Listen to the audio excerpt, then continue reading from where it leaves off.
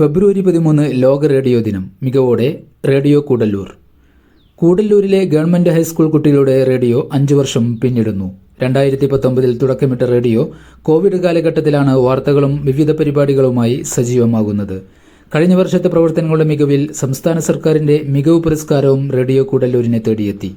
സ്കൂളിൽ സംഘടിപ്പിച്ച മികവ് പുരസ്കാര ചടങ്ങിൽ തദ്ദേശ സ്വയംഭരണ എക്സൈസ് വകുപ്പ് മന്ത്രി എം പി രാജേഷാണ് മികവ് പുരസ്കാരം കൂടല്ലൂർ സ്കൂളിന് സമ്മാനിച്ചത്. റേഡിയോ കൂടല്ലൂരിന് വേണ്ടി മീഡിയ ക്ലബ്ബ് ഭാരവാഹികളായ നഹദ ഷെറിൻ, ശ്രേയരാജ്, വൈഗ മനോജ് എന്നിവർ പുരസ്കാരം ഏറ്റുവാങ്ങി.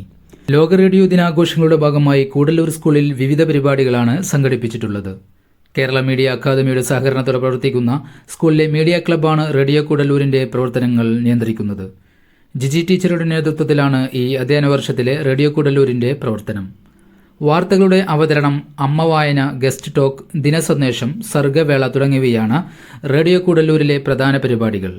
ക്ലാസ് മുറികളിലെ സ്പീക്കറുകൾ വഴിയും വാട്സാപ്പ് ഗ്രൂപ്പുകൾ വഴിയും റേഡിയോ കൂടല്ലൂർ പരിപാടികൾ വിദ്യാർത്ഥികളിലെത്തുന്നു. ഈ വർഷം ഇതുവരെ 100 വിദ്യാർത്ഥികൾ റേഡിയോ വാർത്തകളുടെ അവതാരകരായി. സ്കൂളിലെ മുഴുവൻ വിദ്യാർത്ഥികളെയും റേഡിയോ കൂടല്ലൂരിന്റെ വാർത്താ അവതാരകരാക്കുകയും അതുവഴി വായനാശീലം വളർത്തുകയും ചെയ്യുകയെന്നതാണ് ടീം റേഡിയോ കൂടല്ലൂരിന്റെ ലക്ഷ്യമെന്ന് സംഘാടകർ പറഞ്ഞു. Reporter Thrithala news.